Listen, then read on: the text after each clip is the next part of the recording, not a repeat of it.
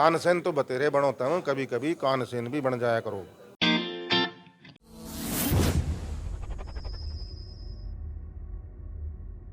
नमस्कार, आप देख रहे हो चैनल पंजाबी टेस्ट इंडिया और मैं आपका होस्ट जस्सी बड़ा। सो दोस्तों, बात करें कि आज हरियाणा का सिनेमा की बात करेंगे जो लगातार कह सकते हैं कि बुलंदियों को छू रहा है और बहुत ही कमाल की फिल्म रिलीज होने वाली है दादा लक्ष्मी जी। सो उसके खास किरदार राइटर डायरेक्टर प्रोड्यूसर हमारे साथ मौजूद हैं जसपाल शर्मा जी। सर, बहुत बहुत स्वागत है आपका। Thank you, thank you. मैं को प्रोड्यूसर हूँ। मेन प्रोड्यूसर हमारे रविंद्र राजावत हैं और डायरेक्टर हूँ और एक रोल भी किया है इसमें। सर, जैसे कि ना मैं फिल्म का हम पहले की हिस्ट्री के साथ हम जुड़े हुए हैं दादा लक्ष्मी चंद जी के, और एक फिल्म बनाई है कि हिस्टोरिकल फिल्म है। इस फिल्म को बनाने के लिए कहाँ से आपको ये लगा कि हरियाणा की ऐसी फिल्म बननी चाहिए? हालांकि पंजाब और हरियाणा का बहुत इतिहास ऐसा है कि जिस पे बहुत सारी फिल्में बननी चाहिए, और आपको ये कहाँ जहन से है कि इसी सब्जेक्ट पर फिल्म बन? देखिए, एक ऐसी फिल्म जिसमें सब कुछ समा जाए, बहुत सारे मुद्दे समा जाएं, बहुत कुछ समा जाए, किसी एक उसके लिए एक इंसान को चुनना पड़ता है, आदर्श क्या कि कौन है।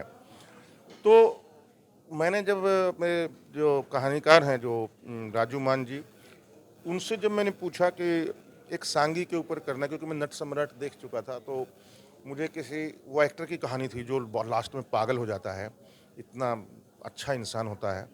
तो मुझे लगा एक सांगी की कहानी करनी चाहिए हरियाणा में अगर करना है तो उसको। तो सांगी जब राजू मान जी ने बोला कि अगर सांगी की करनी है तो लक्ष्मीचंद जैसा कोई सांगी पैदा नहीं हुआ अभी तक। उनका कोई तोड़ नहीं है, उनकी कविताई का, उनके उनके टैलेंट का कोई तोड़ नहीं है। 1901 में पैदा हुए, 1945 में उनकी डेथ हो गई और इतने कम उम्र में ही उन्होंने उतना रुतबा हासिल कर लिया था गाने में और उसमें फोक चीज़ों में, बिना स्कूल जाए, कि उनको हरियाणा का शेक्सपियर कहा जाने लगा, कबीरदास कहा जाने लगा। उनको 50-50 मील दूर से पैदल चल के आते थे लोग, बैलगाड़ियों पे और पैदल, उनको सुनने के लिए। एक एक हफ्ता रुकते थे वहाँ, एक एक, क्योंकि रात को पूरी पूरी रात सांग होते थे। तो ये अपने आप में एक मिसाल है और उनकी उनकी किंवदंतियाँ, उनके कही हुई बोल आज तक गली गली में, मतलब बूढ़े लोगों को तो ऐसे जुबान पे याद है, बिना रुके बोलते हैं वो उनके बारे में।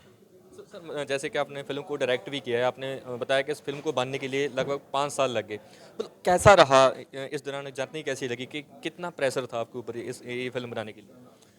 देखिए, प्रेशर तो कोई नहीं था मेरे ऊपर, क्योंकि ये प्रोड्यूसर मेरे ऊपर कुछ नहीं किया, मेरे ऊपर वैसा प्रभाव नहीं डाला कि भाई तुम जल्दी करो जल्दी एक करो। एक एक भय होता है कि आप हिस्टोरिकल फिल्म बनानी है। बिल्कुल, मतलब मुझे कोई डाउट नहीं था कि ये फिल्म अच्छी बनेगी कि नहीं बनेगी। मुझे पक्का पता था कि अच्छी बनेगी, क्योंकि मेरी टीम इतनी स्ट्रांग थी और मेरा जो विज़न था कि क्या दिखाना है फिल्म के अंदर, वो बिल्कुल क्लियर था। तो मुझे इसलिए उसमें कोई बोझ नहीं था कि कैसे होगा, क्या होगा। मुझे पता था होगा। हाँ, थोड़ा-सा हाइपर तो होता है इंसान, क्या मतलब किसी को दिखाता है कैसी लगी भाई। तो बहुत तरह के रिएक्शन मिले शुरू में, लेकिन आज फिल्म तैयार होने के बाद सबके रिएक्शन जो हैं वो माशाअल्लाह बहुत अच्छे हैं। जैसे आपने बताया कि किसी को दिखाना है, ये मतलब मेरे को कि पहली ऐसी फिल्म होगी जिसको इतने अवार्ड मिले हैं और कितनी कंट्री से अवार्ड मिल रहे हैं, तो अब कैसा फील हो रहा है? अभी अभी नेशनल अवार्ड भी मिला पिछले महीने राष्ट्रपति जी से, और तकरीबन 70 के आसपास हो चुके हैं इसके इंटरनेशनल अवार्ड। कोई कौन सा कंट्री ऐसा है जहाँ फिल्म फेस्टिवल हुआ हो, मैंने भेजी हो और अवार्ड ना मिला हो। कांस जो सबसे बड़ा फेस्टिवल है, पिछले साल 2021 में कांस में दिखाई गई ऑनलाइन, क्योंकि दूसरी लहर चालू थी उस वक्त, तो मतलब वहाँ ऑनलाइन ही हुआ। तो बहुत ही अलग टाइप के हैं। जैसे आशुतोष गोवारिकर ने फिल्म देखी तो उसने पूछा कि ये एक्टर कहाँ मिले तुम्हें। मैंने कहा ये बहुत टाइम से ढूंढता आ रहा था और नज़र था, तो इसीलिए वो काम ऐसा हो पाया, क्योंकि एक्टर रॉ थे, हरियाणा के लगते हैं और बिल्कुल देसी लगते हैं, और उन्होंने कभी कैमरा फेस नहीं किया था। कितने लोग, 90% लोग ऐसे हैं उस फिल्म में, 90 क्या 95%, जिन्होंने कभी कैमरा देखा भी नहीं था कि क्या होता है, फिल्म क्या होती है। लेकिन वो एक ऑडिशन था, मैंने कहा था बीन वाले भी आओ, मैंने कहा तबला बजाने वाले आओ, ढोल नगाड़ा बजाने वाले आओ, बीन बजाने वाले आओ, क्लारनेट बजाने वाले आओ, सब आओ। और मैंने ओरिजिनल जो बजाते हैं उन्हीं को रखा था फिल्म के अंदर। जो क्लारनेट बजाता है वो क्लारनेट बजा रहा है फिल्म में, जो नगाड़ा बजाता है एक्चुअल में दादा लक्ष्मी के ग्रुप में, अब उनके पोते के साथ, उनको रखा मैंने। बिल्कुल बिल्कुल। विष्णुदत्त कौशिक हैं, वो जो सांग करते हैं आजकल, उनके साथ जो सांगित है उनको जो बजाते थे जो, उनको बुलाया था सब। सर मतलब जी आपने नए चेहरों को काम दिया तो रिस्क नहीं लगा आपको कोई कि नए चेहरों के साथ काम कर रहे हैं, कैसा होगा या ऐसा होगा? नहीं, मुझे पता था क्या करवाना है, कैसे करवाना है।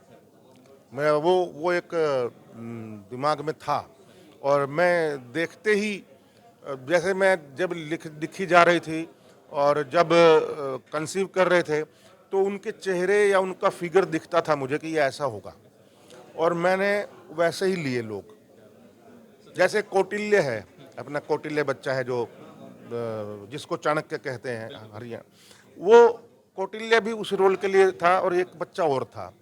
लेकिन कौटिल्य के अंदर एक सॉबरनेस थी और बड़ा सोफिस्टिकेशन था, तो वो देसी दिखता था बिल्कुल। तो मैंने कहा, कौटिल्य को सॉरी बोला, मैंने कहा नहीं यार, उनके पापा को कि प्लीज़ अभी नहीं करेंगे अपन काम, मैंने इसको लूँगा यार। मैं अपने आप को अंतरात्मा से जो आवाज़ निकलती है ना, मैं उसको वो नहीं करूँगा।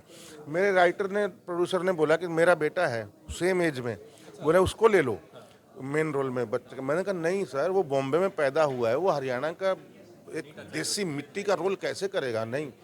तो इस तरीके से काफ़ी चीज़ें परफेक्ट करने के लिए, परफेक्शन की ओर जाने के लिए करना पड़ता है, और ज़रूरी भी है वो। सर जैसे आप हरियाणा के सीएम साहब से मिले हैं तो क्या लगता है कि इस फिल्म को सब्सिडी मिलनी चाहिए, होनी भी चाहिए, क्योंकि हरियाणा की ऐसी फिल्म है जिसको पूरी दुनिया में चर्चित हो रही है? बिल्कुल, इसको नहीं मिलेगी तो फिर किसको मिलेगी। चलो, थैंक यू। सर जाते जाते कोई डायलॉग फिल्म का जरूर, डायलॉग क्या सुनाऊंगा? कोई भी फिल्म का। अरे ओ खसम, हाथ में आ गया तो बजाना ही है, जरूरी नहीं है कब कहाँ कितना बजाना है, खोपड़ी में उसकी समझ होनी चाहिए थोड़ी सी। संगीत में और शोर में फर्क हुआ है। तानसेन तो बतेरे बनोता हूँ, कभी कभी कानसेन भी बन जाया करो। अब सुन ध्यान से। Thank you sir, thank you.